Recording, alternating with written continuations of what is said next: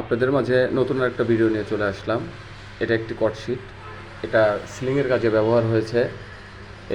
এখানে একটি স্পটলাইট লাগাতে হবে, সেজন্য আমি আবার এটা কেটে নিচ্ছি। এটা কেটে নেওয়ার পর এখানে একটা স্পটলাইট লাগাবো, মুভিং স্পটলাইট। দেখেন আমি কিভাবে এই মুভিং স্পটলাইটটা লাগাই।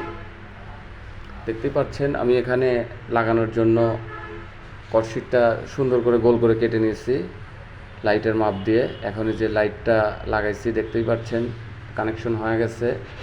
এখন এটাকে ফিটিং দিয়ে দেব। দেখতে থাকুন কিভাবে আমি এটাকে ফিটিং দেই।